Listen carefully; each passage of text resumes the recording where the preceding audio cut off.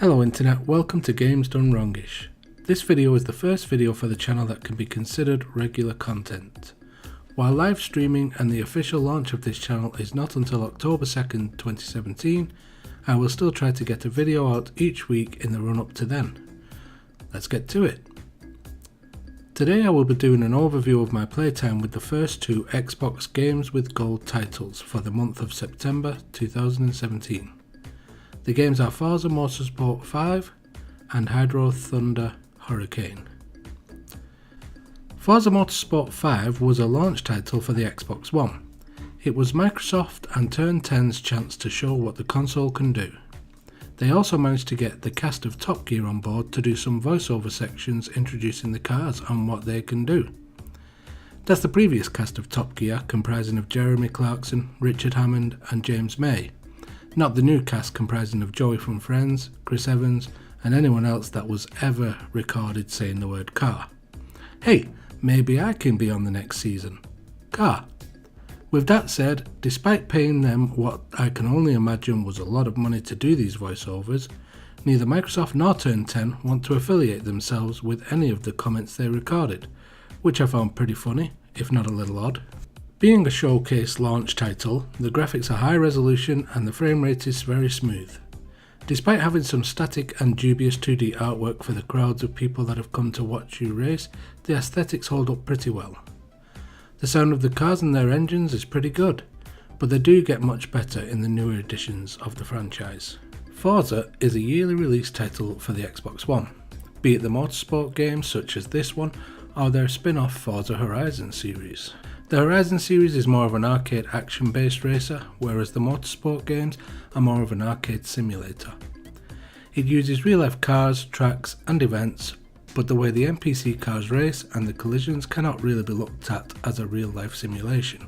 As Forza Motorsport 7 is only just around the corner, it makes sense for Microsoft to give this title away through their Games with Gold service. It will allow anyone on the fence about buying the latest edition a chance to play this one to see if they like the franchise, providing they don't already own a Forza game or only ever purchased the Horizon games. The single player career mode is huge, seriously huge. I have been playing this game on and off since launch and have still yet to finish it. There are around 12 official tracks in the game, however a number of these are cut up into long and short versions of tracks or can be raced in reverse and so on to make it seem like more. You start the game in one class of racing cars and as you progress you earn credits to purchase more cars in lots of different classes. Not always faster and louder, more powerful cars, sometimes throwbacks to old classic rally cars and so on. The classes range from anything between rally cars and Formula 3 style cars, so winning the championships in each class to unlock more classes and winning those takes a lot of time and dedication. I do recommend turning off some of the assists, if not all, once you get familiar with the way it plays. For me, braking and steering assist is more of a hindrance than anything else, as it prevents me from outbraking my opponents or taking my own lines through corners. Take those off as soon as possible. Having the arrows on screen that show you the best lines to take and when you should probably brake are handy though. The multiplayer section allows you to race amongst your friends online or random players in a number of different single races or championships. There is a rivals section that allows you to take on your friends or the current best players' drivatars. Drivatars are created as you play the game. They learn from your racing style and when you are offline the drivatar races for you in these modes. They can earn you credits while you are not playing, which is a pretty cool feature. You can take screenshots or capture clips whilst in races and save them or upload them to share with the community in the Forza TV and Forza Gallery sections. You can tune up and modify your car in the menu section, allowing you to alter things like ride height, braking, gear changes, aerodynamics and more. You can also enter the spray paint section to customize the look of your cars. This allows you to change the colour of the car and add decals and whatnot to it. Also, if you make a design you really like, you can save it to use on other cars or even upload it and share it with the community. There is also a list of community designs available to download and use. For the achievement hunters out there, there are 1,400 achievement points to be earned from this game.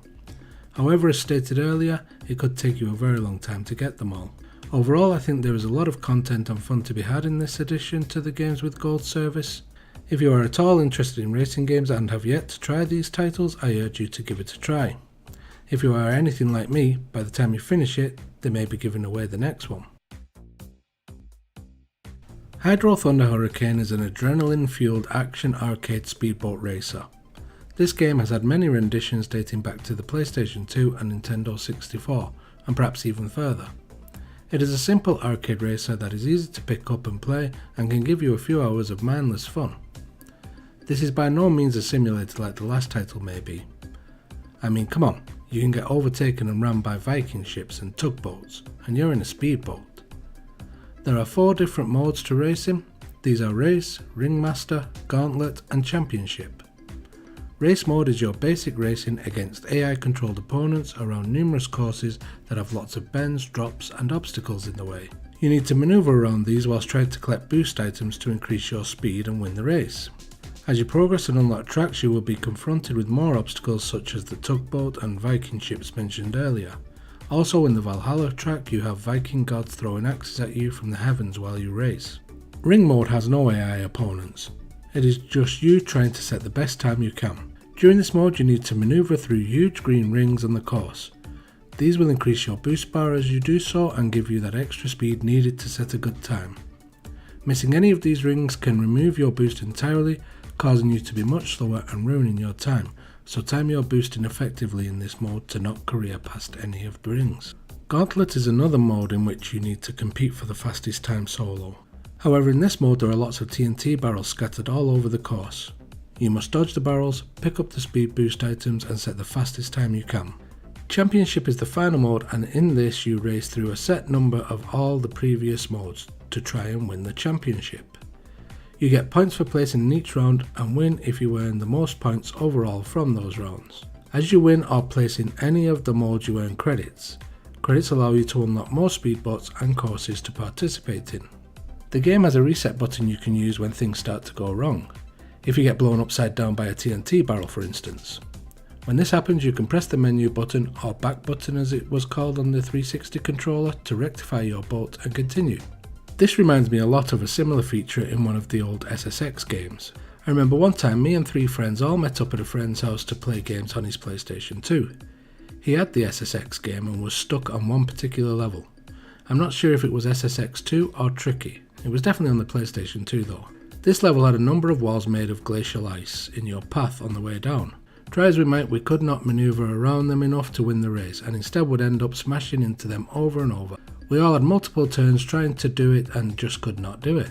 Then one of my friends learned about the ability to press select and have your character reset on the track a few feet further down the slope. Once he learned this, he just went straight down the slope as fast as possible and pressed select every time an ice wall was in his way.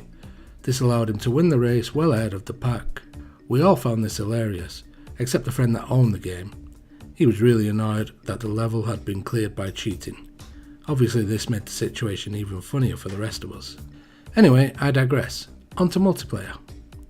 The multiplayer section is basically race mode with online players turned into a championship. Players meet up in a lobby with the host being given the choice of which track they would like to race on. Then you all head into the race and compete.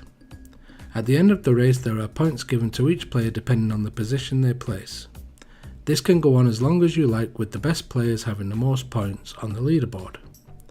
Choosing to play a quick game can put you into a championship in progress, in which the leader can be so far in front in regards to points that it is impossible to catch them. But for a bit of multiplayer fun, it does not really matter. The game can also be played in split screen, with up to 4 players being able to play on the same system. This can add some extra fun and longevity to the title, as there are not too many games that do this on current gen systems. For the achievement hunters out there, here is the bad news. The game was originally an Xbox arcade title on the Xbox 360, and as arcade titles generally did not use the full 1000 achievement points that retail games would, there is only a maximum of 250 achievement points to be earned from this title. Overall, this game is not really a must-have game, but is a decent enough game to throw on for an hour and tear it up. Having the option of 4-player split screen also means it can be a good game to play when you have a few like-minded friends around. If you like this video, please support the channel in any way you can. Like, comment, subscribe, or go that one step further and become a patron on my Patreon website, which is at www.patreon.com/GDWI. Thank you, and until the next time, Goodbye.